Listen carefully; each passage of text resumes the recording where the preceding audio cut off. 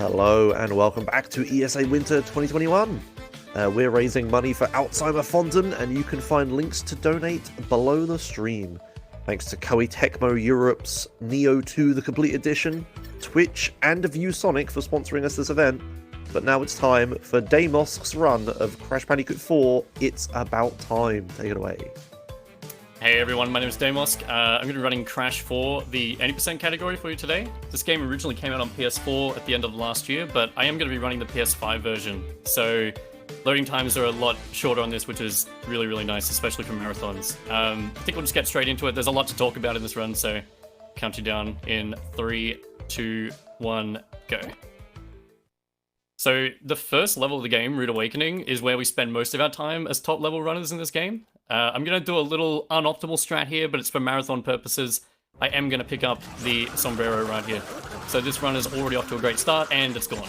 Now, this level actually has 3 different things in it, that 2 of which we're going to be using a lot throughout the run. This is one of them right here, which is skipping this little cycle on the boulders. I was absolutely terrified that I was going to die attempting that on this stream, but that one is out of the way, so we're doing pretty well so far. So in Crash, you'll notice that instead of just running, I am going to be using what's called a slide spin as my main form of movement. It's the fastest way to move in the game. There is an additional way of unlocking movement after you finish the game, which is called triple spin, which is used more in time trials. We don't get triple spin in any percent because it's not a brand new, it's not an NG plus file, sorry. So the fastest way of moving is sliding and then spinning and then trying to chain those as much as we can. The next thing I'm going to do here is I'm going to hang off the lower end of this rail before I get off, because it's quicker to hop off of a rail if you're on the lower side of it rather than the top of it. So those are the first 2 things that are already in the first level, which you would expect to be a very simple level, already has 2 small optimizations that you have to do. Another thing I just did there, which we're going to do a lot throughout this run, is sliding over gaps. So jumping is always a time loss in this game. You kind of don't want to jump, especially not double jump, right? And we'll touch on that just after this little trick we're about to do here, which is using a belly slam to get to the top of this platform as it pokes out of the wall. So before I get ahead of myself, what just happened was I used the belly slam to push myself up into the air, and gaining that extra height allows me to basically propel Crash over the top of that platform as it sticks out of the wall. So that's a nice little skip, maybe saving about 3 to 5 seconds right off the bat. Touching on what I said earlier about sliding over gaps. So in this game, when Crash walks off an edge, he doesn't actually fall immediately. You do actually get a little bit of time to still input an action. So using this, I missed a checkpoint, but hey, I won't need that, I hope. We can use what's called Coyote Time to input additional actions before Crash actually falls straight down. So, for example, the biggest one is sliding. We can actually slide out of thin air in this game, and that allows us to make extremely tough and long jumps that we shouldn't be able to actually otherwise make. So that's a big thing to look out for in this run. By the way, I will mention, I know nothing about the story in this game, so I'm not gonna lie, I was on Wikipedia about 5 minutes before the run trying to find an answer for you guys so you can follow along. You're on your own. I don't know what goes on in this game at all. I'm not gonna lie. Let's just chuck that out there right now.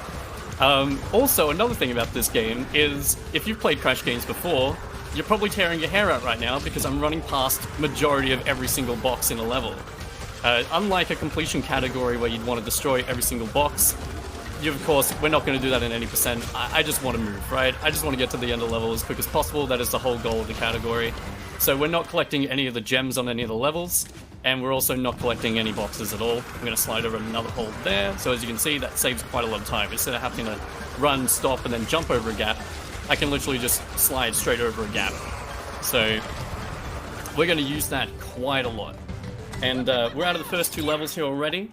I'm going to show off a little bit of tech here, which is essentially whenever a new hub world pops up in this game, you have to wait for an animation, and then this purple rail pops up. And then you have to get on that rail and ride it across to the next hub world. So that's going to happen right here. So what we can do is we can actually just enter the level we were just in, and then use the pause menu to then warp to the next level we want to go to.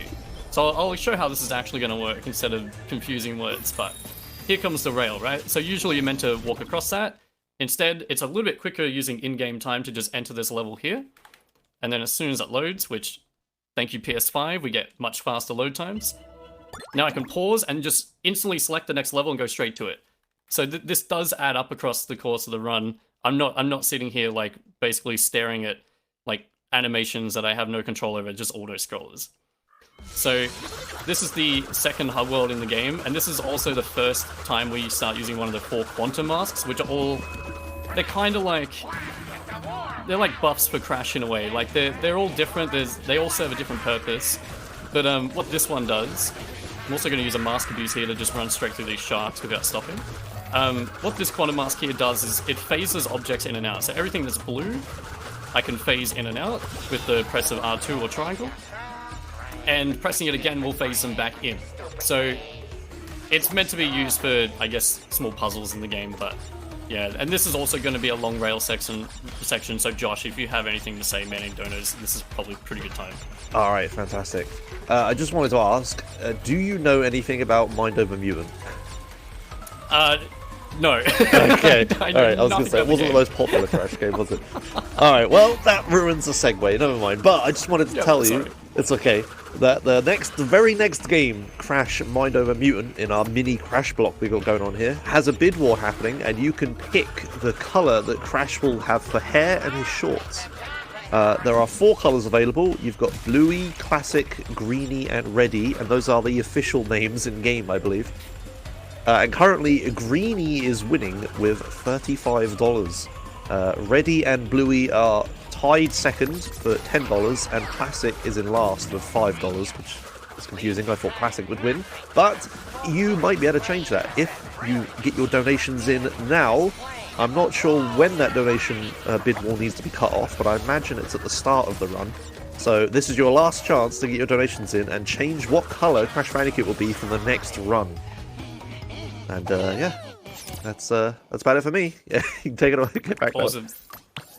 Yeah, unfortunately, we don't get to change anything about Crash's short color in this game. We have different skins, but you know, it definitely would be a horrible, inoptimal 5-frame loss for me to pause the game and change my skin.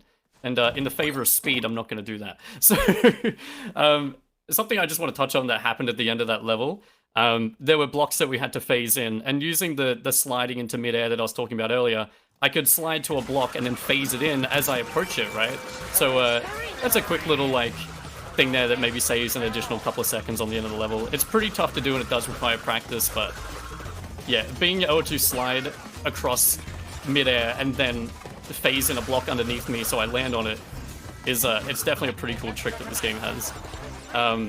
Also, entering this level, I did once again, instead of walking to the level on the hub screen, which I'm sure most people have seen that's how the normal way of getting to a level is, again, I just press the pause button and just select the level I want to walk to, so I don't have to waste time watching Crash walk around. So, on this level again, there's going to be a small little damage abuse again at the end. We're going to do damage abuse quite a lot through this run, where when we pick up an Aku Aku mask, we get shielded basically from 1 damage, right? But I'm going to use it here to just run straight through this ball, so I don't have to wait. So, it's, there is quite a lot of, like, impressive and hard to do movement in Crash games, like, especially in speedruns. Like, you can only really ever get so far with just knowing, like, the level layout or what to do, but movement in these games is extremely like difficult, especially at a high level. So a lot of the stuff that I'm doing here takes quite a lot of practice and didn't come very easy at all. So here once again I'm going to pause, select the level I want to go to, just hit the road and just go straight to it. So these are just small little optimizations. So hit the road coming up. There is probably a skip a lot of people have heard about on this level. We don't currently use it because there's honestly no real like practical way of practicing it, but I will bring light to it because it is a pretty cool skip, but unfortunately it's very, very annoying to practice, and until it gets easier we're not going to be doing it. So there is a skip on this level called Hit the Road, which is called Hit the Road Skip. It's a very creative name, and what it entails is jumping on a checkpoint box, which if you break a checkpoint box it doesn't respawn. Jumping on a checkpoint box coming up here, there's actually an invisible rail that I could jump onto if I could see it. I don't know where it is. It's very hard to practice, and every time you break that checkpoint box, you can't reattempt the glitch. But if we could work out how to do it actually consistently, it's a solid time save, like probably 35 to 40 seconds. So, and I'm about to die, which I saved it. So, nice save. I'm also going to jump to this rope here and just jump immediately off of it. I don't need to ride it the whole way. I'm going to do another little elevator skip here. So using a belly slam and then phasing this block in, I can put myself up into the air and then land on the block while phasing it in underneath me. So that's another, basically using a belly slam to propel myself up in the air. And I have 2 masks here, so I'm just going to damage abuse through all of these lasers, which is faster than obviously jumping over them. We won't need those masks again. Josh, this is another, like, auto-run section for a while, if you have any donos, if you'd like to read. Okay, sure. We got a $25 donation from Rico, who says, "Yo, Damo, good luck on the run, man. You'll absolutely kill it. By the way, you still owe me a movie date to the next Tony Hawk movie." Thank you, Rico. Yeah, sure. Yeah, and they put their money towards Bluey for the Crash Bandicoot Mind Over Mutant shorts and hair color. So if I refresh that, now Bluey is at $30, which is only $5 behind Greenie.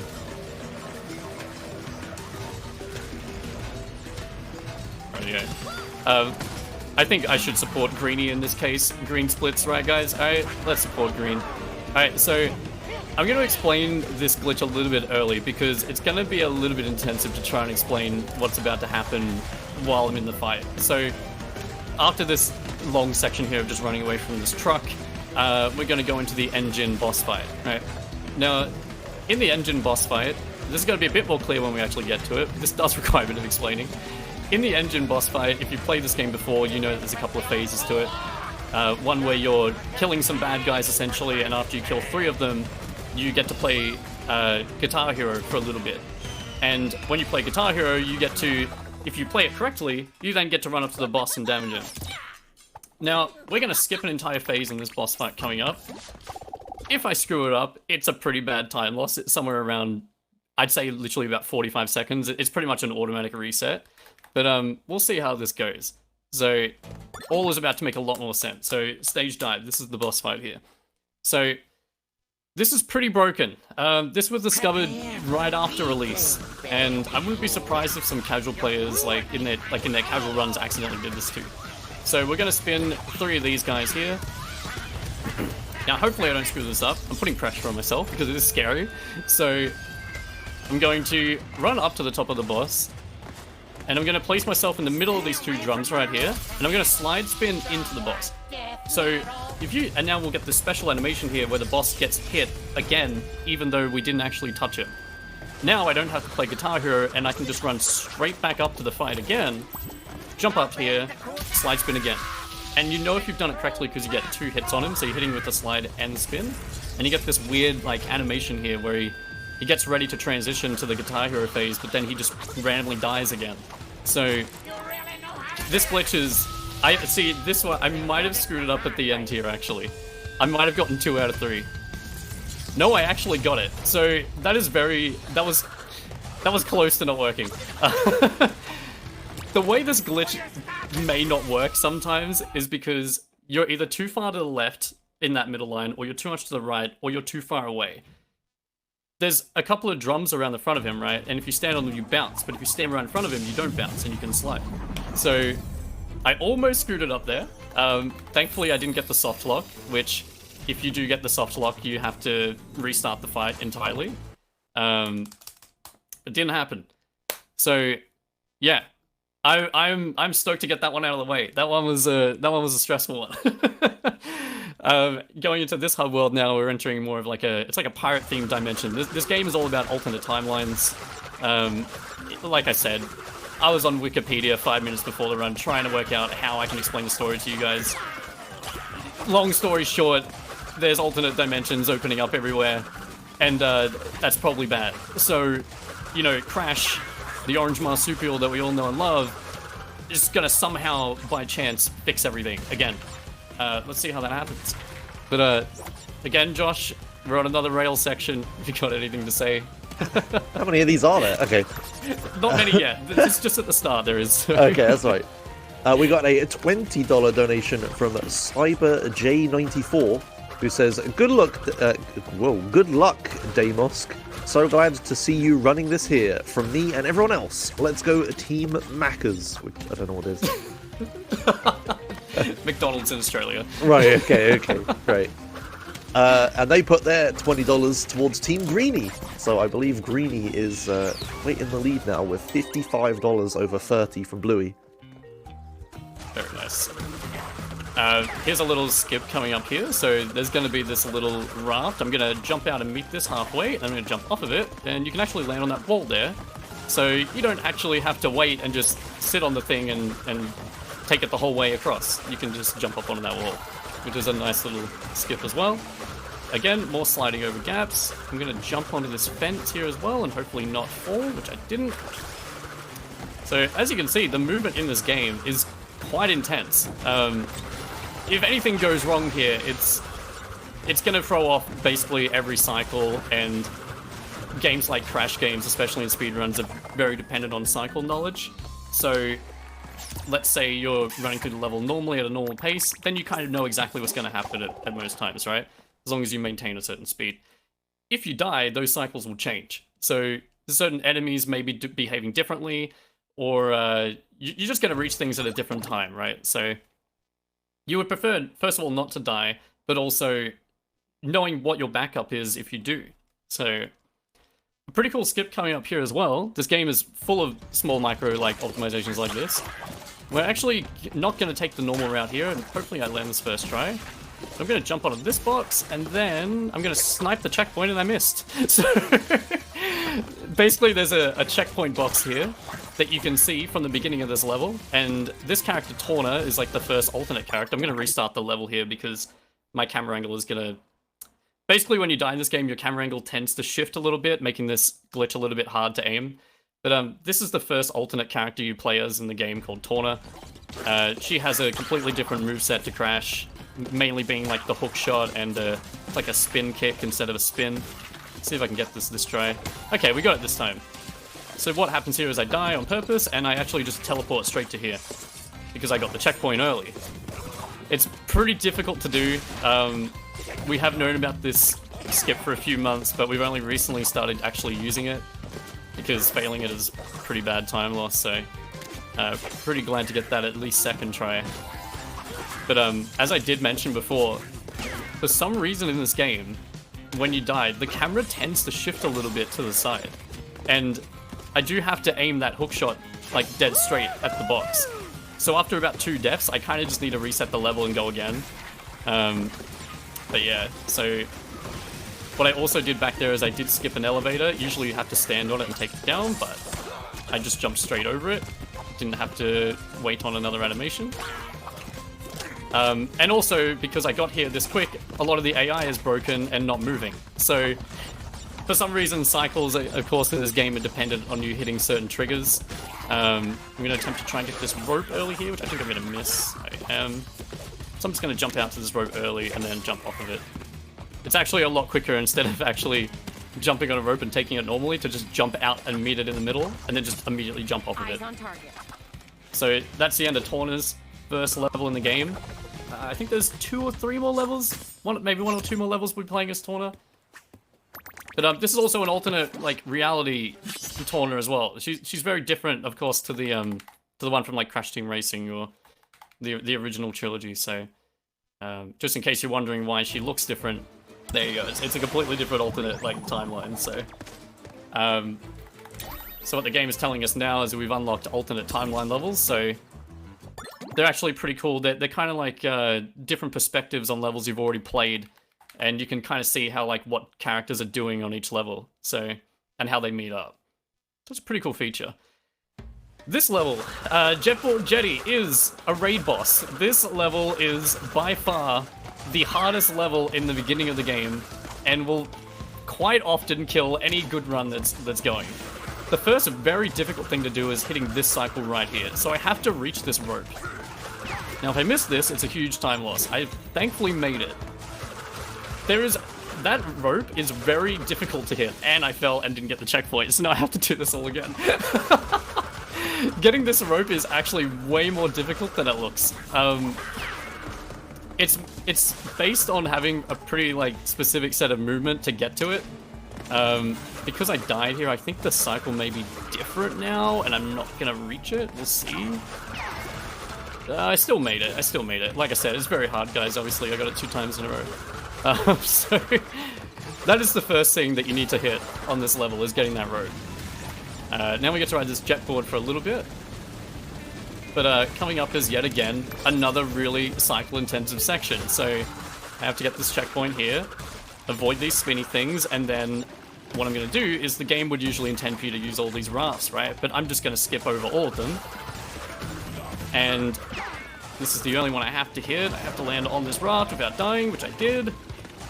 And now what I can do is hit this raft at the end. Yes, we got it. So pretty much we just saved maybe 15 to 20 seconds over doing the level completely normally, which is actually just getting on every single raft and riding them across that whole way. So that was some pretty intense platforming that you have to do. It's very difficult, requires quite a lot of practice.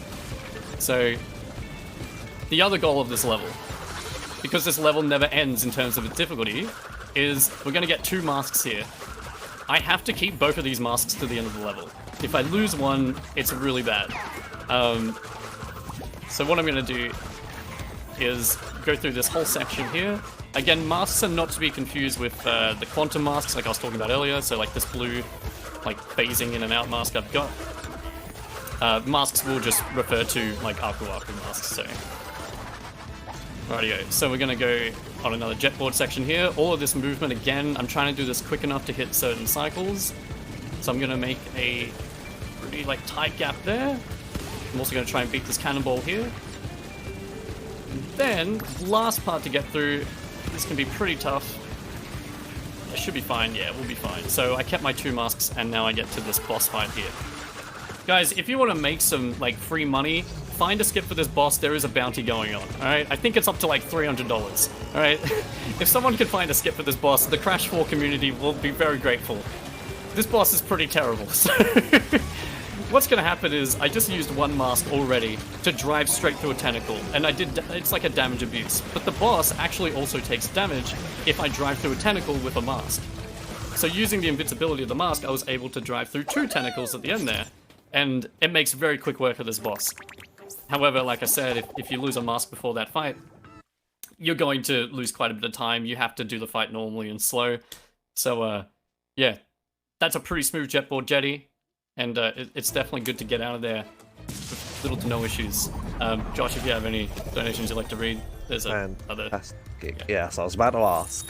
Okay, I got 3 donations here. We got $20 from Clock District, who says, "Let's go, Damo. You still owe me a date too."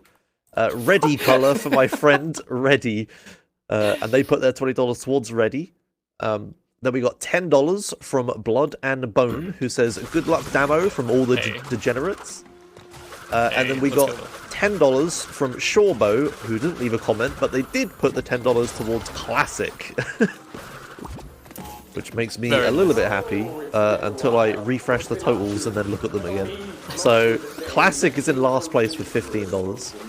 Reddy and Bluey are both tied at $30, but Greeny is still in the lead with $55. So if you want to change the colour of Crash Bandicoot in the next run, get your donations in and pick that as an incentive. Thank you very much, Josh. So, this section, this is the second quantum mask that we get to use in the game. This one is called Akano. It's purple, and it gives basically Crash a very enhanced kind of like spin attack, which lets us do very broken things. I think a lot of people, when they saw this mask, like even during their first playthrough, even if you've never speedrun something, you looked at this mask and you knew this was about to be very, very broken for speedruns. And we're going to do some fun stuff with it for sure. So essentially what this mask does is it just puts Crash into it's kind of like a reflective state. Like, he can reflect any green projectiles while in this purple like spin. He also gets like an extended kind of hover like this, as you can see. So we can use this to make pretty large jumps like this one. And we're gonna make another large jump here. But this mask is about to do some pretty broken stuff, as you'll see in the next coming levels. We actually very rarely use this mask to do what it's intended to do, which is just reflect projectiles. So in this hub world, we're going now to Dragon-On, and Dragon-On is kind of like Jetboil Jetty in the sense that this level is very difficult. There's a couple of cool skips I'm going to show off. One of them I don't really do in my real runs, but because it is very cool and it's very risky, I will show it off here. A lot of people probably know about it, but when we get to it, you'll know it. It's pretty impressive looking, so we'll make our way through this level and get to that point. But essentially, like, this game is all about using these 4 different quantum masks, which we're going to get the other 2 later on in the game. And they're supposed to be used for certain functions, except in the speedrun, we kind of just use them to break the game. So thanks Toys for Bob for giving this power to us that we definitely shouldn't have, so, as opposed to other Crash games. So what I'm going to do here is I'm going to pick up a Kano, and I'm going to do a quick little skip here. Just skip up to this platform, avoiding the guy with the big drum. And the first skip of this level is coming up, so... I used to not do the skip the way I'm going to show you because it was pretty difficult to learn, but what I'm going to do is I'm going to jump on this crate here. I'm going to jump around the side of this building, and there's an invisible ledge right here that I can use to skip the entire side of the building. So that did save about easily 20 seconds instead of having to navigate around the side of the building. I can literally just jump around the side. Thanks to Toys for Bob for this Akano mask power that we shouldn't have. So, I should explain also what's going on here. With Akano, if you jump on a box and then on the same kind of frame, tap, jump, and Akano at the same time, you'll fly up really, really high. So I can reach up to here, for example. There's an invisible ledge right here. I can now drop down behind this wall. Hopefully I don't screw this up. Ah, I missed it. Yeah, this is pretty difficult. And now I have to watch this long... Okay, it wasn't very long. You can sometimes get stuck in a very, very long, like, falling animation there. I'll give this one more try before just going the normal way, but... Let's see. Hey, I got it. Nice. So now, the victory screen looks a little bit broken, because I've still got a Kano on, which shouldn't be here.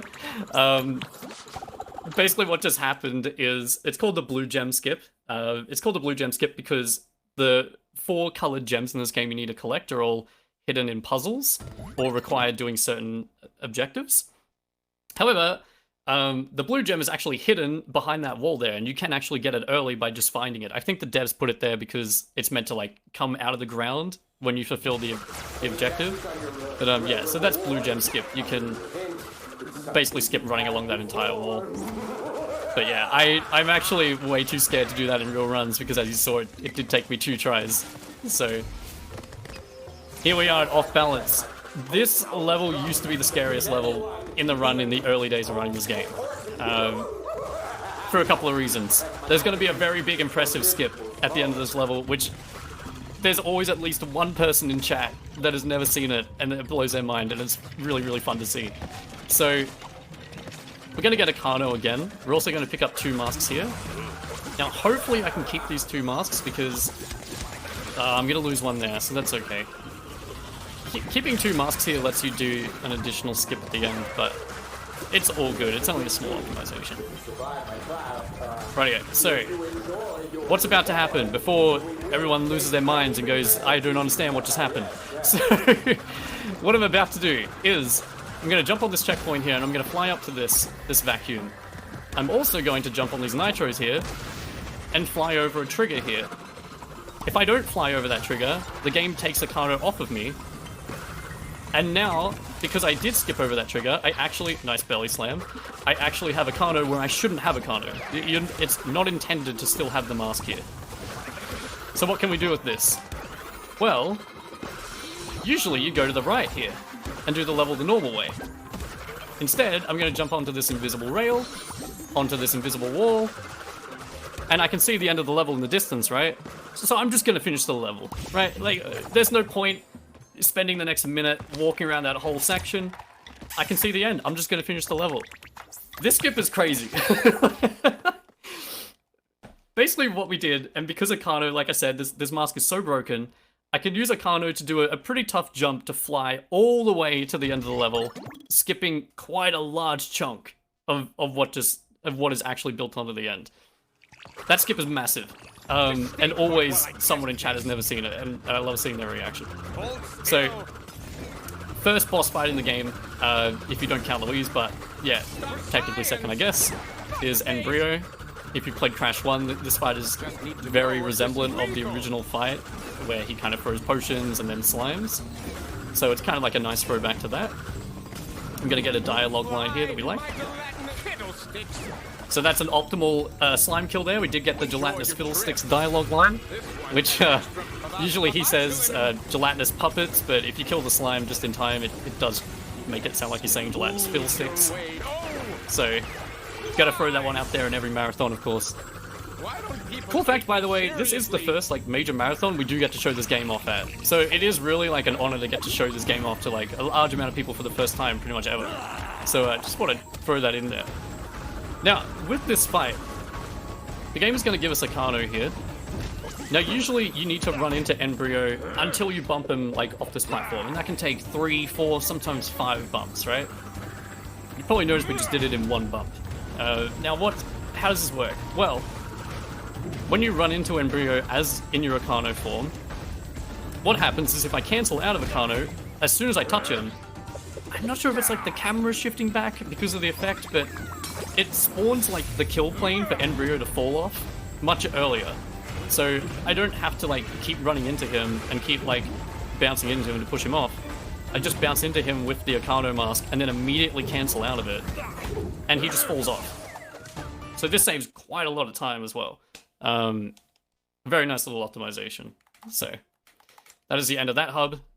We will be now going to a kind of a quicker hub. It's kind of like an intermission kind of hub where we will get to play as the second alternate character in the game as well, which everybody loves, Dingo Dial, of course. There is going to be a little skip here as well in the cinematic. So what I'm doing right now is I'm mashing X, and there's going to be a prompt that pops up, and it's going to say, hey, you can select the classic skin now. But if I mash X here, I can press triangle to skip the prompt early, and then get on the rail and not have to sit there and wait for the prompt to pop up. So that's just a small little thing. Josh, if you got anything you'd like to say? I do indeed. We got a massive $100 donation from BJazz001, who says, Damo, I promised you $1 per second under a goal time, but since you're running untimed, I'm just going to assume you did really well. Safe to assume, yeah. That is a massive donation. Thank you very much for Jazz. Yeah, thank you for that. That puts us only $5 away from $29,000, which is incredible. This early in the marathon, yeah, that's great. So thanks a lot for all of your donations, and yeah, keep them coming. Awesome. So this level is definitely a massive favorite for a lot of people in the community. This level is called Offbeat. It's a very unique level. It's very, very cool. There's like floats and stuff in the background. There's even like a Spyro one. So, hey, Spyro 4 confirmed. But hey, in this level, it's kind of strange because unlike normal cycles in most other levels, this one seems to be more tied to the backtrack in the level. So like the music playing, which can make for some interesting results. Because dying on this level can really offset things really, really badly. So hopefully I don't die. So there's a pretty tough thing to make here. It's basically called the God Cycle, which is there's a cycle coming up on a block that's going to be moving up and down like this one. From this very moment where I am now, that block is now active and it's moving up and down, and I have to get through this section quickly enough to get to that block to basically skip an entire elevator. So I'm going to go for it here. So I'll slide 4 times to this thing here. It's going to shoot us across. And if I'm quick enough, I can make this elevator without having to wait for it to come down and then back up again. I'll see if I can get this. It is fairly tight. Should be fine. Yeah, we made it. So that is pretty tough to do. I only very recently learned how to do it. Shoutouts to Geordie, who's an amazing crash runner who helped me work on that one. definitely a very, very important thing to have if you want to save a bunch of extra time. 5 seconds may not seem like a lot, but it really does add up in this game especially. Now usually, in my chat, this is where they would spam Cat Jam and Bone Zone. I understand that the chat doesn't have that, but hey, that's that is what we usually do in this part of the level. This is just 2 long auto-scrollers with an amazing backtrack to it. We also get the blue mask here, I forget the name of it, to phase these guys in and out. But yeah, this is coming to the end of Offbeat here. And to be honest, this was a really good Offbeat. Like, nothing went wrong at all.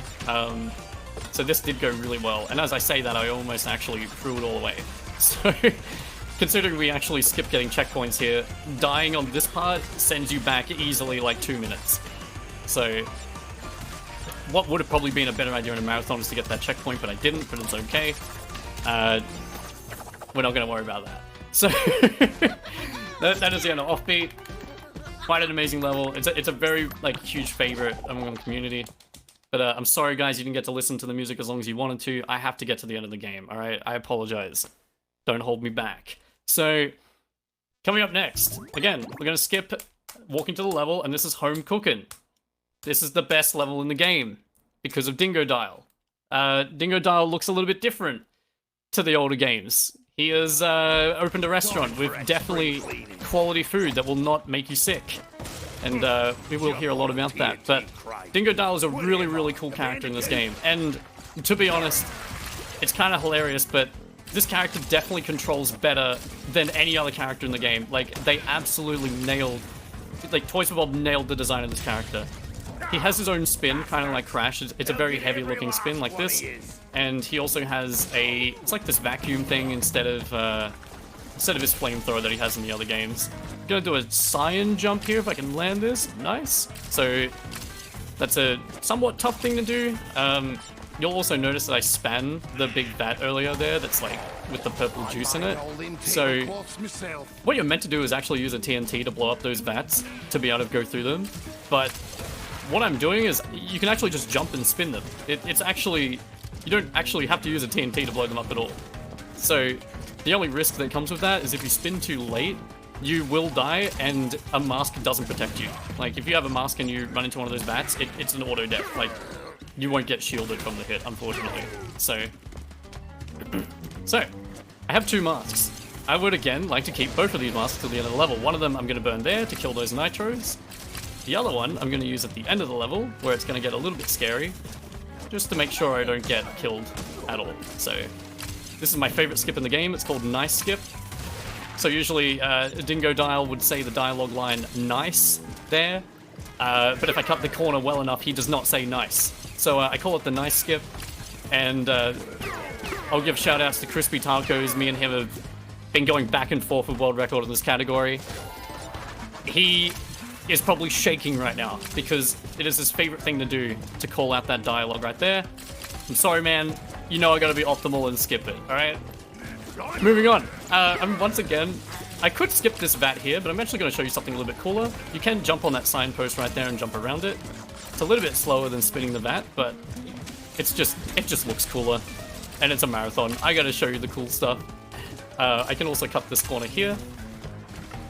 And as you can see, this level, again, has all of its own really interesting routing decisions in it. Like, we barely touched the normal way of running this level at all.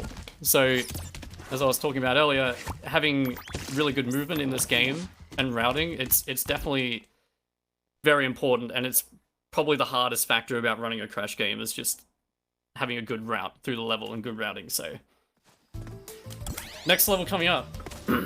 This one has a really cool skip on it. I'm really excited to show this one off, because again, this is the one that there's always one person in chat who's never seen it, and it always blows their mind. This level's called Runabout. Bayou. It's very long. If you're on PS4 standard, you're going to be sitting on a load screen here for about 40 seconds. If you're on PS5, cheater console, 15. So here we are. This level is very long.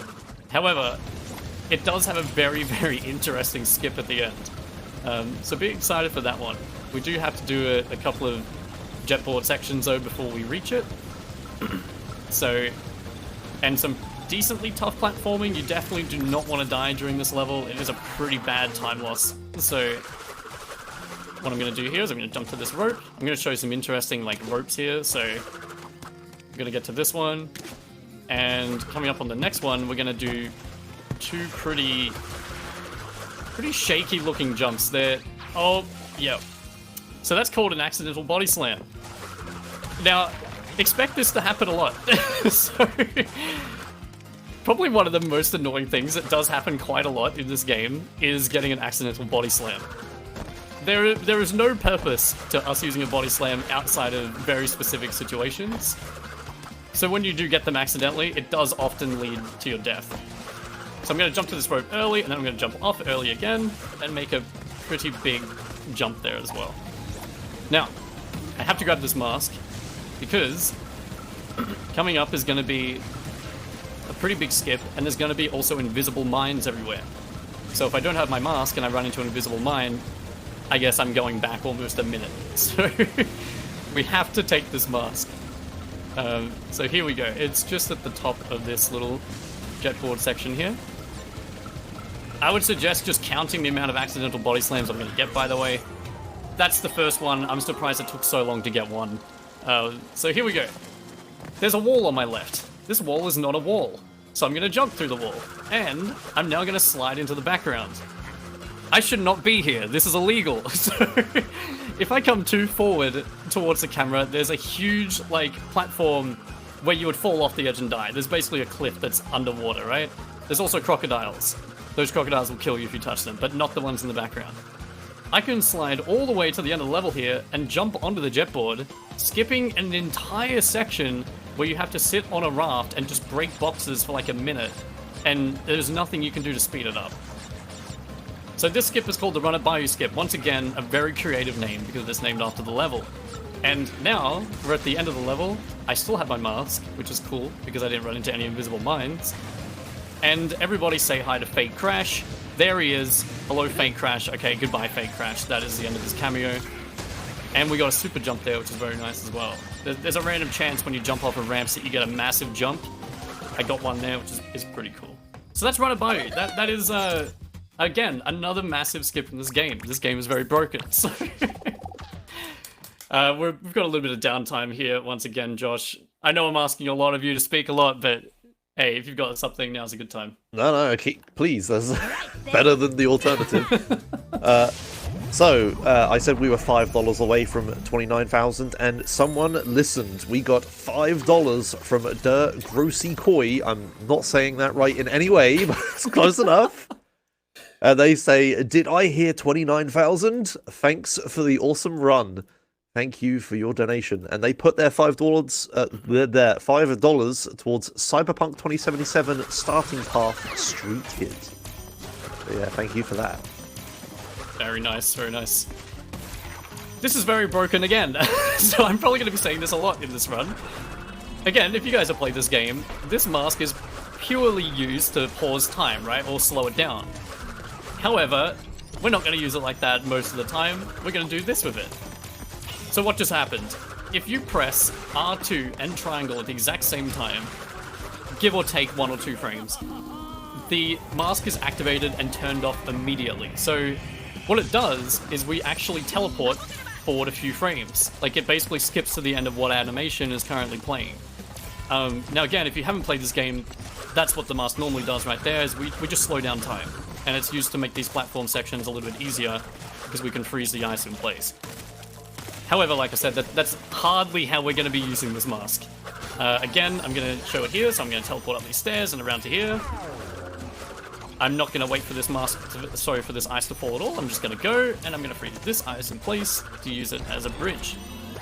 So, we can do a lot of cool stuff with this mask. I might die here. Whoops, I almost stopped paying attention and died. So I'm going to stop here so I don't get hit. This mask is very interesting, and you're going to see a lot of really cool things with it later on. Almost rivaling a Kano, to be honest, with how broken it really can be. So, Snow Way Out. This was a pretty good Snow Way Out. This level is pretty tough, but we did make pretty quick work of it. So, yeah, that level is out of the way. Coming up next, though, is Stay Frosty. this is where I really get to show quite a lot of potential of this mask. I am going to go for some harder strats because they do look cooler and it is a marathon, so like I said, why not show them off? Some of these strats were only found very recently. So again, let's just skip straight into Stay Frosty. We're not going to walk to it. And yeah, you're gonna see something here which just...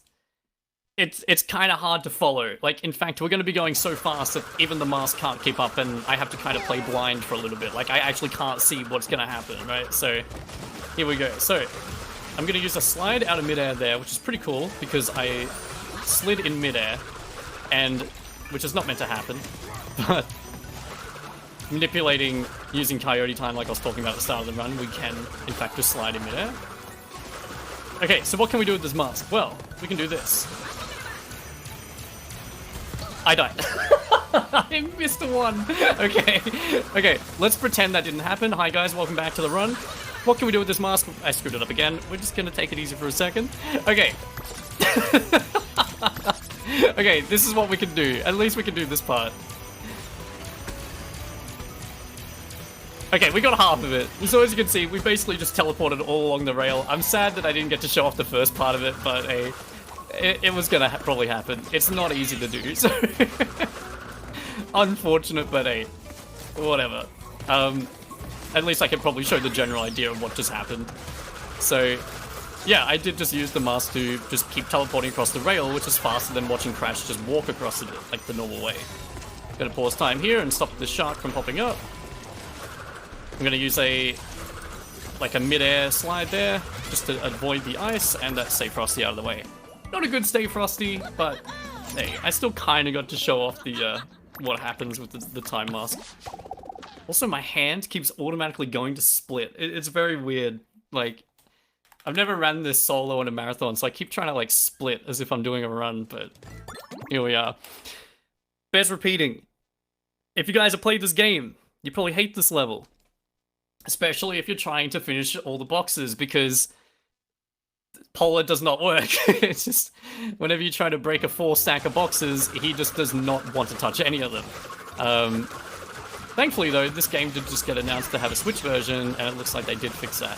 So I'm going to do some pretty difficult cycle here, alright? So I'm going to skip the cycle of those robots there, just by having some pretty fast slide spins to make that gap. Again, like I was talking about, movement is everything in a Crash game.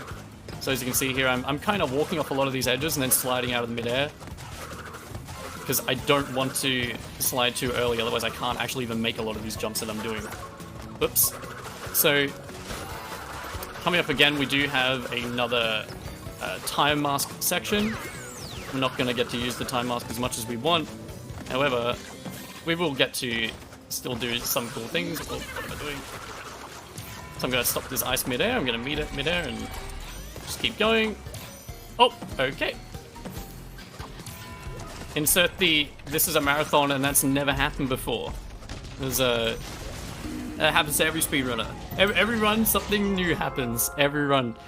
So, basically how this time mask works with nitros is if you touch a nitro like that and you've got time slowed down, the nitro doesn't explode on contact. It'll instead explode after the time warp stops. So that's how we get through that. That's totally intended mechanic. It's in the normal game. It's not like a cool skip or anything, so... Right, now we have this polar section. This is a very long, just auto run. Josh, if you would like to read any donations. Oh boy, would I. Okay. So we got $5 donation from Kolach, who says, "We interrupt this program to bring you Courage the Cowardly Dog Show, starring Courage the Cowardly Dog. Abandoned as a pup, he was found by Damosk, who lives in the middle of the internet. Good luck, Mr. Damo. You and ESA have been amazing as always. Blimey." Yeah, I don't get it, but I hope you do. It's a very, very common, like, copy-paste in my stream. Right, okay, fantastic. But then we also got a $35 donation from Radek, who says, "We interrupt this program to bring you a donation. Let's hope for some blessed voice lines in this run." I don't know about blessed voice lines, but I do know about blessed donation incentives, because that $35 went towards Bluey for Crash Mind of a Mutant, which, if I do one quick refresh, Greenie is at $60, but now Bluey is at 65. So Bluey just overtook Greenie for the color for the next run. So thanks a lot for those donations. Awesome. Speaking of blessed voice lines, alright, this is in reference to Radix's donation, and it couldn't be more perfectly timed. There is a 1% chance that Cortex does a special voice line on this fight. Alright? It's 1% chance. I've had it a few times in my runs, very, very rarely though. I've done a lot of runs in this game. So, if we get it, I'll definitely let you know. But, let's hope. It'd be a marathon first if it did happen. So, this is the first Cortex boss fight. He is going to spawn these robots, which we're just going to quickly kill. And there's 4 phases to this fight, and they just kind of differ each time. So, this phase here, for example, we're just going to dodge some of these green, like, little disc things here. And we're actually also going to just walk straight through these electrical things, because I can just stand right in the middle of them. And now we're going to jump on the next punch bot and kill him pretty quickly as well. Now there's some really intense dodging coming up here, as you can see, so it's pretty frame-perfect stuff happening right here. As you can see, it's pretty chaotic on the screen. I'm walking forward, I'm jumping. Oh my god, I'm sweating. This is so difficult. Oh, will I make it to the end? Yes, I will, and the punch bot is dead. So, as you can see, that was some very, very technical and very, very difficult to do dodging there. But, hey, I played this game before. I'm not gonna lie, I'm pretty good at that section. So, moving on to this part. There is a 1% chance voice line for Cortex here to, oh, you know what? Let me just let it play out. We'll see if what happens. All right, let's see. Now again, I'm going to position here. This is a specific placement to then also walk through this. All right, so if we get it, which is okay, Josh, listen. That's a marathon first 1% voice line. That we actually got it first try. Like, no joke. That is the first time ever that has ever happened in a marathon. I probably got it like 1 in 10 runs. Dude, that's something, I can't believe that happened in the VOD. Wow, that's huge. Anyway, wow. My focus is gonna be broken from that. This is officially a blessed run. Alright, so what am I doing here? I'm going back into the boss, right? This is on purpose. What's happening here is there is a long animation when you go across the rail section to get to this dinosaur world, where Cortex also takes the rail with you and he jumps around and you have to watch him jump around for like 10 seconds. What we do is we just enter the boss fight again and then just teleport to this level, kind of like we did at the start of the run, and it skips having to watch, you know, Cortex like fumble about with his gun and all that kind of stuff. So that is a pretty big optimization. It does save around maybe 10 seconds or so of just watching Cortex jump around. So here we go. This island is by far, in my opinion, maybe apart from the last island, is where stuff can just go wrong. Like, there is a lot that can go wrong on this level. Also, if you, like, lean, like, since I'm using a PS5 controller, like, the haptic feedback, if you lean these dodges here, it does actually give you about 5 more frames of invincibility to make it around these tree logs. So, if you do see me lean there, or if you ever watched my stream before, I always lean there. Alright? It's true, don't say it's fake. Alright, so here we go. Sliding over a lot of gaps here. Alright, I need to keep my mask. I lost my mask. So, I need to use this other mask now. Gonna slide over this gap. I'm gonna pick up this mask. Lost my mask. Okay, not a great start. I'm now doing this very slowly. Okay, so we're gonna slide across these gaps here. Nope, I'm gonna belly slam down. As I was saying, this is the hub world where things tend to just go wrong. And as you can see, 2 things have already happened. I'm going to use the mask glitch I was talking about before to just instantly bounce off of those instead of waiting to land. Again, which is just done by pressing the mask button, like both mask buttons at the exact same time. So I don't have to jump and then wait. I can just jump on the turtle thing, press both mask buttons and just teleport straight to the next turtle. It's pretty cool. So that pretty much brings us to the end of this level. Again, this level is very short. It's kind of weird. Like in this game, you would underestimate a lot of these levels as being fairly like easy because they're so straightforward, right? But that tends to be where the most stuff goes wrong, is in the very simple levels. You don't have much room for stuff to go wrong, and every death is very, very costly. So that's Blast of the Past out of the way, and now we get to play everyone in my chat knows I love this level so much, playing as a Cortex level. I'm not too fond of playing as this character, mainly because he doesn't tend to behave very well, and it often feels like someone is trying to take the controller out of my hands, and I'm not often getting what I want. So, this is the first level we play as Cortex. Cortex has, just like Dingo Dal and Torna, his own moveset. Notably of which is he has a gun, like a gunshot, on his square button instead of a spin. And he has a dash on his circle, or R1. So, what I'm going to do here is I'm going to just skip over this plant and over these nitros. Now what does Cortex Gun do? If you shoot an enemy, they will transform into a solid block. If you shoot them twice, they'll transform into like a big like jelly kind of block. And this allows Cortex to jump on them. Now the intended way of doing this level is to go all the way to the right, but because there's a box just hanging around in the open there, and I transformed that enemy into a gummy block thing, I can actually just do a bit of a shortcut there and just use that box to like dash jump away and save quite a bit of time.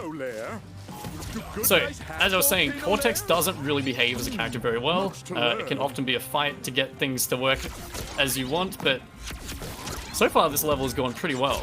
I've kept a mask here, so what I can do is I can damage abuse, like I was talking about earlier.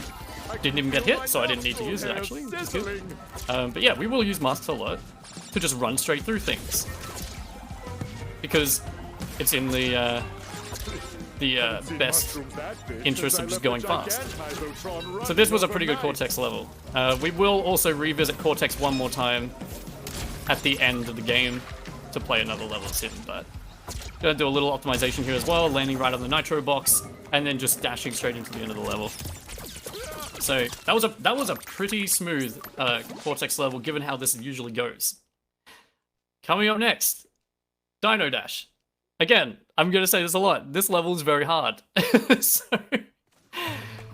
why is this level scary? This level has some very, very intimidating platforming in it. Notably of which one is definitely like, it's built as a trap, right? Like it's meant to trap new players at a certain point where they have to stop and think like, how do I actually get through this lava section, which we're gonna see later on. Hopefully if I don't have any issues, I can just blitz straight through it. Now, like I was talking about earlier, sliding over gaps, we're gonna do that quite a lot here, so I've already done over 3, I'm gonna slide over 1 here as well. I'm gonna slide over a few more gaps coming up here. So you can really see like how much faster that is, because like I'm not stopping to jump and I'm not stopping to like run or double jump or anything. So it's a very, very like powerful like speed technique to slide over gaps and to learn how to do that. So we got the blue mask here to phase in and out some things, but here we go. Chase section. All Crash games tend to have a chase section like this. This one is not too scary. However, this level is pretty checkpoint starved, so dying at any point during this is pretty massive time loss, especially if you're trying to go fast. Which obviously we would really like to do. I'm going to slide over 1 more gap there. Rightio. So this is the first of 2 2D sections in this level. Which, this one's not too difficult. We're just going to run and jump over these. And then I'm going to do an extended slide off the edge there to beat this box. And spin this over this TNT. Coming up is a lava section, which is pretty notorious among people who play this game casually, and even us as speedrunners. This is where things can just go wrong.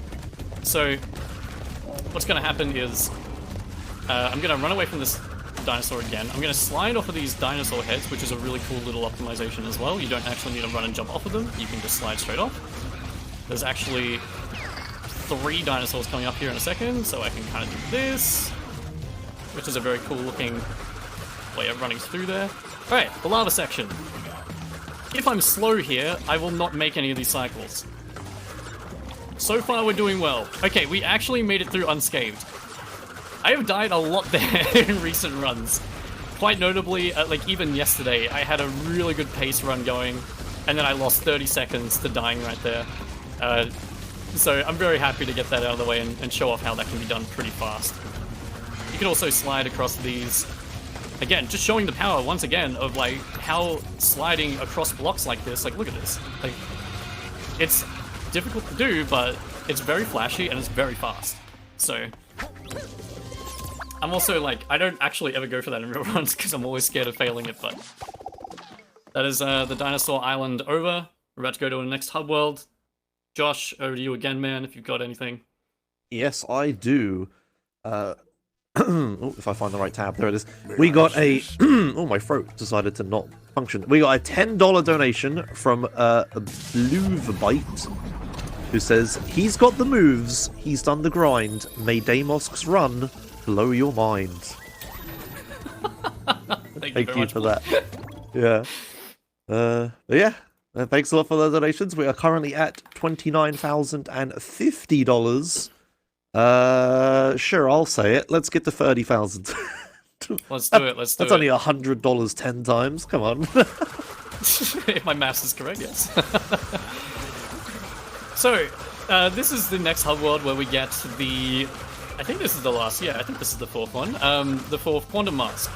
Now, this one is a little bit kind of strange. It does reverse gravity, which can be very off-putting to players because it can get pretty confusing. So what this mask does is, yeah, it just flips gravity up and down. You can only flip gravity once while you're in the air. So basically, if I was to reverse gravity to go up and then also reverse gravity to come down, I can't reverse gravity up again before I touch a surface again. So you only get one swap, or one or two swaps basically per, like, before you hit the ground again. So here we are, right? So I'm swapping gravity here, and oops, I can use it to basically make things a little bit quicker in the platforming. We are going to use it later on to do a very impressive and massive looking skip because, again, all these masks are definitely way too much power to give a speedrunner, so of course we find ways to break the game. But however, this level is very scary, just like the other levels in the game. So what is going to happen is I've got a mask with me right now, and the reason why a game like this is very hard to run is because if I lose this mask right now, things are going to get very difficult later on. I'm going to use this mask to do a pretty massive damage abuse, which means I will not take any damage for about 4 seconds, and about 4 seconds, maybe somewhere around there. And if I was to lose this mask before that point, then I have to do things the extremely slow way, which is not fun at all.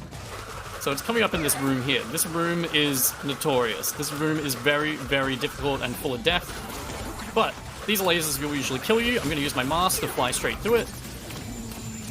Okay, hopefully not die here. And I got through very quick. That was probably the fastest, I'm not going to lie, the fastest I've ever done that. So, what just happened, right? I used my mask to spin slide across the ceiling, and I should die if I touched the laser, right? But the mask took the hit for me. And right before the mask invincibility runs out, I'm able to reverse gravity and land back onto that block and just continue flying through the level. So it's very, very scary to do because if I don't have the mask, I can't do that strat at all, and I have to go through really slowly. If you die at any point during the end of that level, there is no checkpoint, so you have to go all the way back to the start of that room and lose easily 40 seconds. So that level used to be very, very scary. It used to be pretty much the biggest run killer in the game, in my opinion. But over time, we just got a little bit more optimal, and now it just looks impressive and cool. Stowing away. This level is very hard. Are you guys noticing a trend yet? So why is this level hard? Okay, so there's a couple of pretty difficult cycles to make on this level. There's also some pretty impressive platforming. We do get to use oh, okay, no worries. Let's just redo that.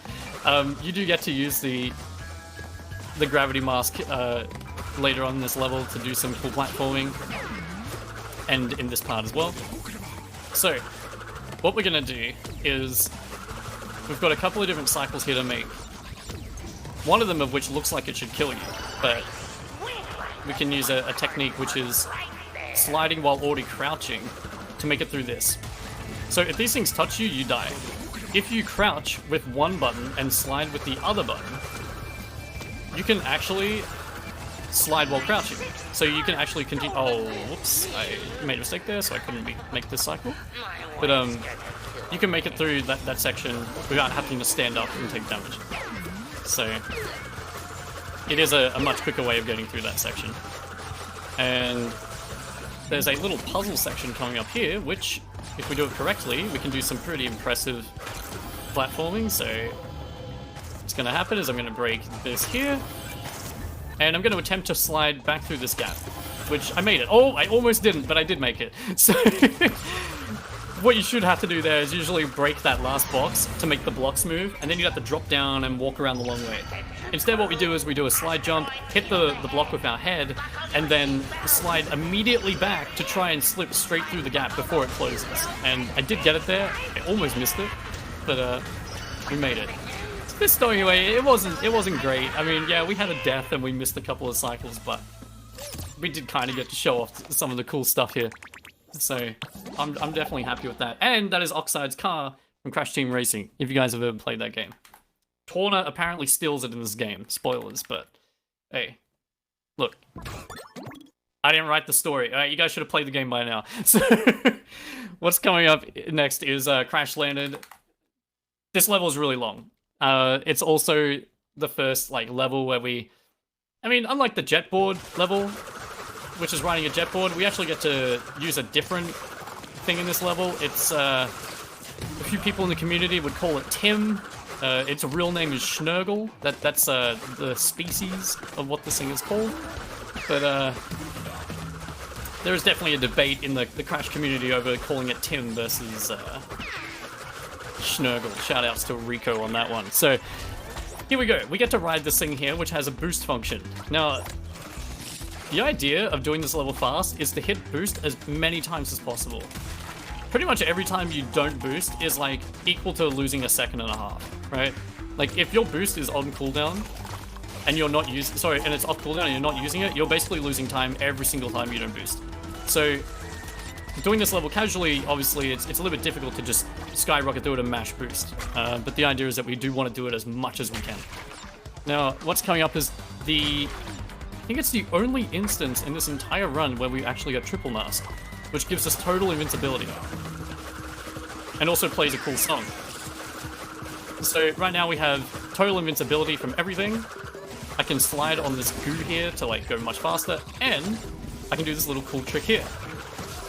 So what I just did is I attached to an icy surface, used the gravity mask, and slid off the goo at the same time, which stores the momentum of what the ice would usually give you, and just propels you forwards. It's kind of odd because you can sometimes accidentally get stored ice physics like that unintentionally, which mean even when you're in the air, Crash is uncontrollable. But using it there in a controlled, a section like that, we just slide, hit the gravity button to flip upside down, and now we're just flying through the air, still keeping the ice physics, which is very, very cool. And it's definitely a pretty good time save. So the rest of this level is literally just riding to the end. Josh, if you'd like to get a donation in here before another boss fight coming up, it's a good time. Sure. I can let you know about the bid war for Crash Mind Over Mutant, which again is the run right after this one in our little mini Crash block here. There's a bid war for the Crash's shorts and hair color. Currently, there are 4 options. Classic is in last place with $15. Ready is in third place, sorry, with 30. Greeny is in sixth place, second place with $60, and Bluey is currently winning with 65. So if you want to change the color of Crash Bandicoot for the next run, get your donations in now and choose either one of these options, I guess, and classic if you have a lot of money, and you can pick which color Crash Bandicoot will be for CD Romatron's run coming up next. Okay, thanks. Perfect. So, forgive me, Josh, but I did also remember that coming up is a very long rail section. So once I get there, I'll explain something, and then if you have another one, it's probably a good time to read as well. All right. But there's a little bit of downtime coming up here that I completely forgot about. We're about to enter the next major boss fight in the game. So this is the Entropy boss fight, and in this alternate reality, Entropy has also found his female version. And it's kind of weird, but there's, just play the story. But so what's going on here is we're making our way through a bunch of broken dimensions, and we're gonna go like confront Entropy and also female Entropy at the same time. I also have to collect all these berries here, which is very, very important because if I don't collect them all, the run is probably gonna die. So I'm gonna concentrate on collecting these berries, Josh, and if you have anything to read, now's a great time. So. Okay, fantastic. I will then take this moment to let you know that all of these donations that you're generously giving to Alzheimer Fonden also can put you in the running for a couple prizes we have that are going on this event. We have 2 ViewSonic monitors, provided by ViewSonic, of course, that you can win. You have a ViewSonic Elite XG270, which has a minimum donation of $25 to be put in the running for that. And then this is my favorite one. We have a ViewSonic VX2758-2KP-MHD monitor, which you could win if you donate a minimum of $35 or more. And those are cumulative donations, so you can do $5 a whole bunch of times to get to a total of $35, and then you'll be put in the running for it. But yeah, those 2 great monitors. If you need one, get your donations in, and you can maybe win that at the end of the event. Is that good? Did I fill enough time? You absolutely did. You did. Perfect. Alright. So what just happened there is it's an Easter egg. If you collect all of the berries on that rail there, you do get the Woe Easter egg. Very important to get. If you don't get it, you might as well just reset the run, to be honest. So I'm very glad we got that, because now the run can continue. Also, because we just did this section so fast, all the dialogue is about to break in this fight. It's kind of weird. Not exactly sure why it happens. But yeah, the characters seem to just talk over each other for a bit, which is not intentional at all. So this boss fight is essentially just breaking a bunch of lasers. That's about it. There's no third phase to this fight, which I think I kind of wish there was, but oh well. Can I just interject a second? Yeah. Sorry. I've just realised their name isn't Entropy, it's Entropy. Like. So, yeah. I can't pronounce. I always say Entropy. It's definitely Entropy, right? Like. Yeah, that must be the joke they're going for, surely. I can't not say Entropy. I don't know why. Like, it's just, ever since I was a kid, I think even when I was playing CTR as a kid, I'm like, oh, Entropy. Like, I can't say it. Yeah, I mean, when I was a kid, I didn't know what Entropy was. So, okay. Yeah, sorry, I just realised. No, of course. Main character's called Crash, which is very weird. So what I'm doing again is I'm re-entering this boss fight, and now skipping straight to food run. So again, this is another point in the run where we don't want to take the rail to get to the next world. Because if we do, we have to watch all of the characters jump around and do some role-playing stuff that we just don't care about. We don't want to sit here and wait. So let's just skip it. Let's enter the previous level and then just use the menu to get straight to here. Now I'm going to go for some risky strats here, which I definitely not practiced very much, but they do look cool.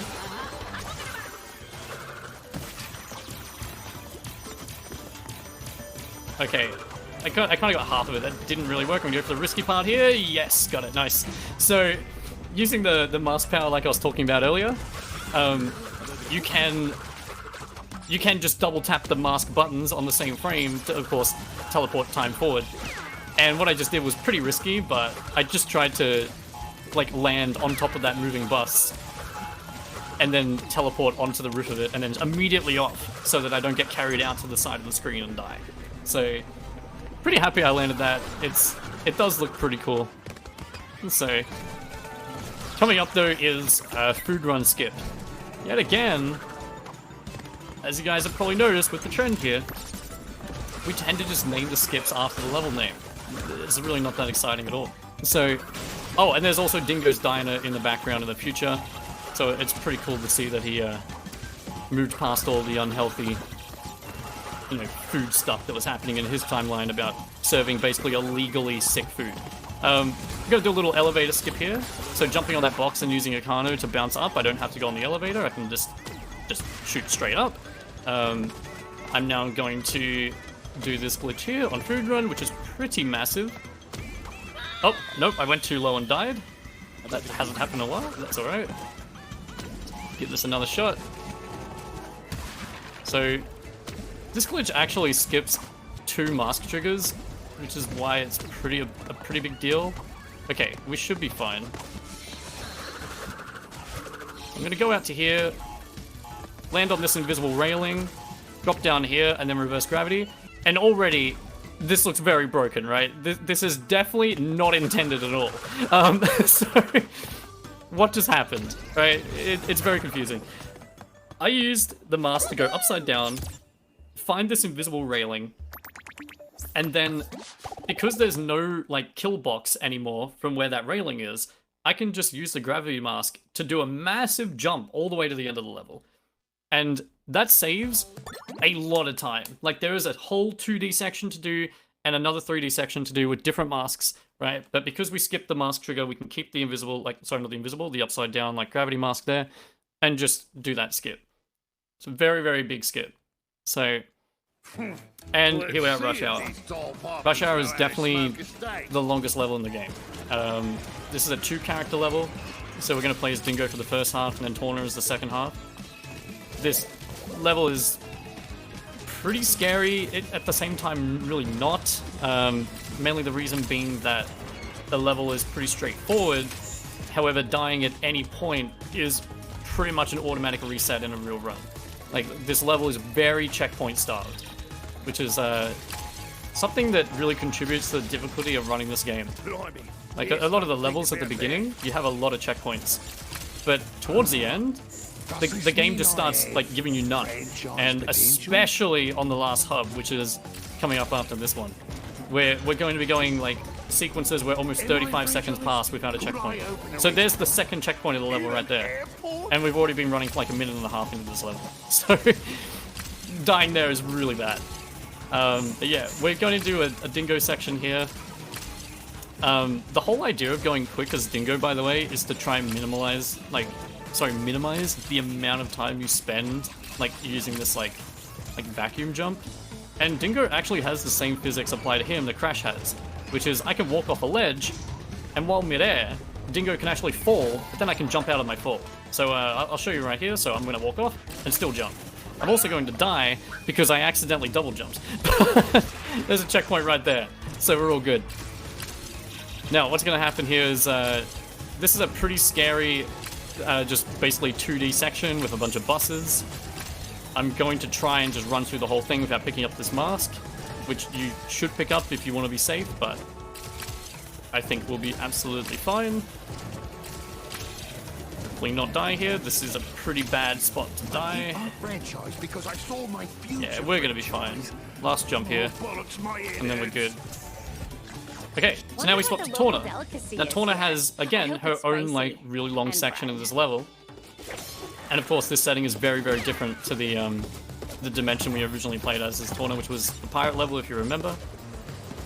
And her section is, like, 4 of these rails that have these buses on them, right? And there's going to be a little, like, skip coming up where we're going to despawn one of the buses before it hits us, which is really handy because obviously it saves us from dying. But it's going to happen right up here, so I'm going to jump on this box here, skip these wall jumps, and then I'm going to jump and land on this rail, skipping a checkpoint and an elevator, and then that bus in front of me just despawns, so I don't have to worry about getting hit. Now, again, like I said in the start of this level, if you die at any point here, you're going back a long way. Thankfully, we have one more checkpoint here, and I'm going to do a little skip here as well, so I'm going to jump on this TNT to make a pretty cool little jump there. Basically, there's like a lot of, like, walls that you're meant to actually jump on, which you'll see coming up soon. But we've skipped every single one so far. Like, we've maybe done one of them. Because if you can avoid doing them, it's much quicker to not go for them. So, here we go. Last checkpoint coming up, and then there's another long stretch. And then we get to basically, like, we'll come to the end of this level. There's, like, one more little gauntlet to do. And then it's off to the second Cortex level, so... Josh, have you got anything to read, man? There's quite a long rail section coming up. Awesome, okay. In that case, I will read a couple donations. We got a $32 donation from Anonymous who says Red 32, which is a very funny reference that you're not going to get. But they did put the $32 towards the color red for Crash Might Have a Mutant, which I believe would have put red into the lead with $62. No, it would have been close. But then we got a $25 donation from Crispy Tacos, who says, for the Maccas, awesome run as always, put this towards Bluey Gang, which they did. So now Bluey is back into the lead with a total of $90 to Reddy's 62 and Greeny's 60. And Classic's 15. Why does everybody hate Classic? I have no idea. It's the best one in my opinion. Yeah, I'm confused. Alright. But anyway, thank you for those donations. I just want to shout out Crispy as well. Like, currently me and Crispy are the two runners in this game that are really, like, we're going back and forth with record in this game right now. Like, it's really cool because someone like himself is constantly, like, pushing me to get better and I'm pushing him to get better. It's a really cool little, like, friendly rivalry we do have going with this game. So yeah, shout out to Crispy. Thanks for the donation there, man. As you saw there, like, if we just hold right, we can get through that traffic section pretty easily. It tends to be a little bit scary in a casual playthrough. It's like, oh, there's a mask halfway I can get. Should I stop for it? Nah, let's just go. Let's just run straight through. So, coming up is the last Cortex level. Thank God. I hate playing as this character. So, this level is a 2-character level as well, just like the Tawner and Dingo level from before. So, the first half will be played as Cortex, and then we have, or sorry, more like the first 70% is played as Cortex, and then we play the end as Crash. Now this cycle here is pretty rough to make, as long as you're pretty optimal. Again, Crash games and cycles and knowing how to reach them is really important. Making that first cycle there to get that platform transformed pretty early is pretty important, so we don't want to stand around like waiting all day. So, why is this level hard? This level is hard for 2 reasons. One being that, like, again, we do have to play as Cortex, and I'm not very favorable as playing as this character at all. But the second thing is that any mistakes made here are pretty rough. Like, if you lose your mask as Cortex, for example, you've still got a little bit of the level to go where, like, you could just get hit by something. Like, some of these cycles are not 100% consistent, so keeping this mask to the end is definitely preferable. So as we approach this climbing section here, I've heard another runner, Rico_KSB, shoutouts to Rico, explain this section as the trash section, okay? Because the section is pretty trash, because there's a bunch of rubbish bins coming up. Okay, top quality humor. Chat, get down. This is usually where I shoot at the screen and tell my chat to get down, so I hope you guys all got down. Alright, so what's going to happen here is I'm going to transform this bin, not die to this one. Now, I'm going to skip going through that whole section on the right there, and I'm just instead going to use this bin here to make this skip. So I skipped an elevator there, and I also skipped an entire, like, 2D section. Pretty, like, it's a pretty decent time save. Now, these falling, like, suitcase things can actually kill you, which is why I wanted to keep my mask the entire way. And surprisingly, this level actually went pretty well, considering it never really does. Then we have this part. This is pretty frantic looking. So, all we have to do, like, it's pretty much the exact same route through it the whole time. It's not that scary after you've done it a couple of times. So, we're gonna be absolutely fine. I did want to show off one little, like, funny glitch here, but I completely forgot to do it. But essentially, we can just make Crash, like, fly off in the distance. Forgot to do it, but oh well. So, last hub coming up. This is a good time to talk about a skip coming up, which is by far the hardest thing to do in this game. This skip is pretty much affectionately known as the Recce Breaker for a few reasons. One being that you can have a run, as Crispy, Tacos, and I have had over the numerous runs over the past few days that reach this point, right? But nothing really matters until you get this skip done, right? This is very, very hard. So this skip is called Nitro Processing Skip, or Out of Bounds 1 skip, if you want to call it that. It was found by a runner called McCrody. So shout out to McCrody for finding this. But also, McCrody, why did you find this? Like, this skip is very impressive though, and I'm going to show it off here. I will not land this first try. This will probably take a few tries. Like, we might be here for a little while trying to land this. So, I'm going to attempt it right here. That's one death. So, what is this skip? It looks like I'm just running into this wall and dying, right? I'm using the mask to go upside down. I'm trying to find a specific pathway here. Oh, I got a second try. Okay, that is really good. That is actually really, really good. I did not expect this to take less than like 5 tries. So what happened? We just skipped about 35 seconds of this level, and we landed right next to a checkpoint. So, this skip is a massive deal, but it does carry an extreme amount of difficulty to do it. I am surprised that worked second try. I did have a run yesterday that was on recce pace and took 10 tries, and that run was then dead because of it. So, oh, I failed. So, what's happening here? Second part of Nitro skip. I jumped onto an invisible wall, and now I jump off that invisible wall to here. I'm going to reverse my gravity, and I'm trying to aim for the elevator that is roughly about here. Okay, we landed on the elevator, jumped down to here, and now we're at the second checkpoint. This level is very broken. You've probably noticed now that we have hardly even touched nitro processing at all. We've just done 2 massive skips. This level is very, very broken. I'm going to do another skip here. I'm not going to pick up the time mask. I'm instead going to use the gravity mask to skip around the trigger where it would take the mask off of me. So now I have the gravity mask where I shouldn't have it. So now I can take it to the end of the level and do other skips like this. Right? I shouldn't have this. I should actually have the time mask for this. But now, I can do this. I can even jump down here in reverse gravity. It's so broken. So this nitro processing was really good. Like, if this was in a real run, this nitro processing was very good. Second try nitro skip, right? Usually most runs get to this point and they die. But hey, that was very, very good. And what better to finish the scariest skip in the game, where your run may just die, to going straight into Toxic Tunnels, arguably the hardest level in the entire game, right?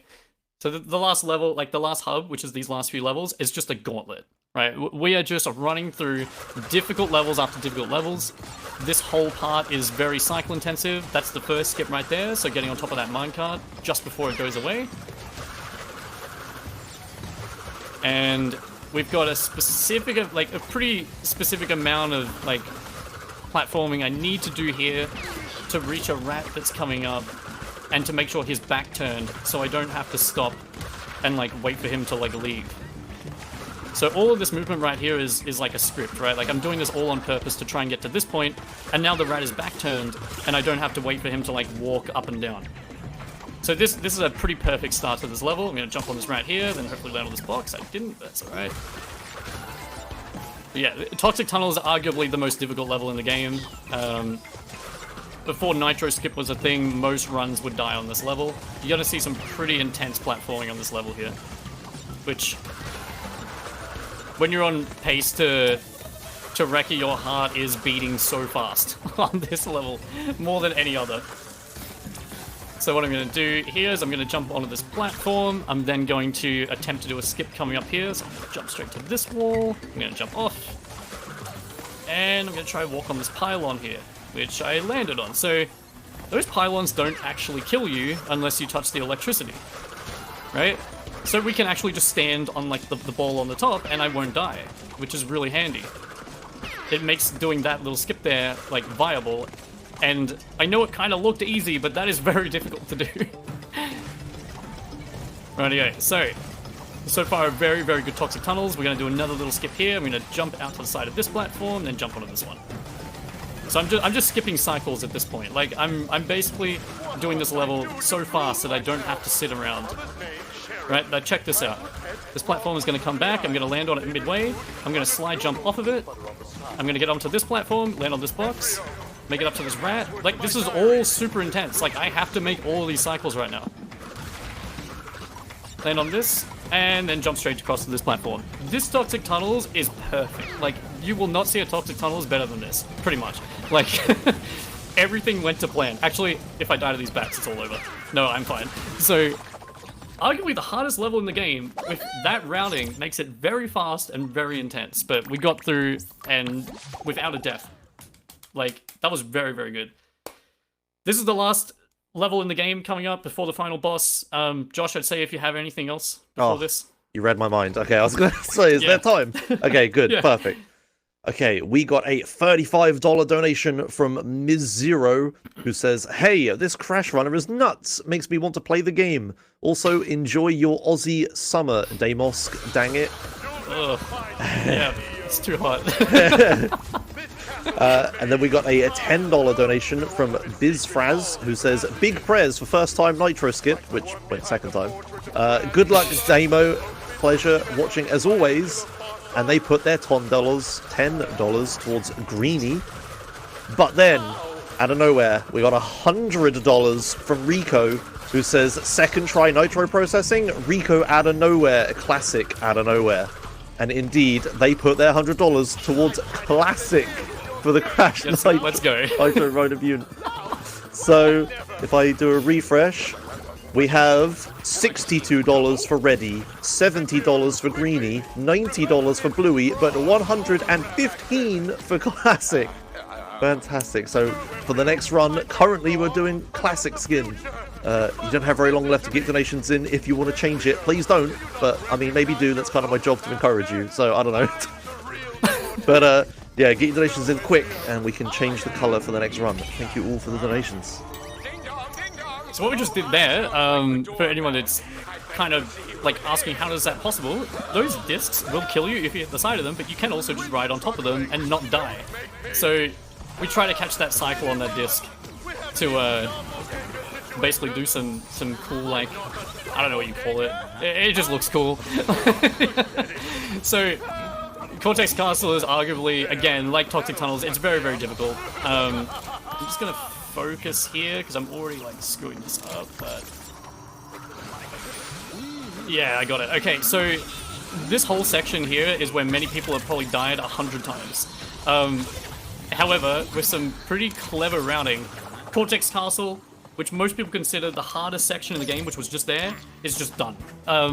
We have to use a mask to get through that section. If you lose your mask on Cortex Castle before that last part where I used the mask to go through the lasers and damage abuse, your run might just die there. Like, it is very, very scary to lose your mask on that level. Like, yeah. So that went very smooth, and I'm pretty happy with that.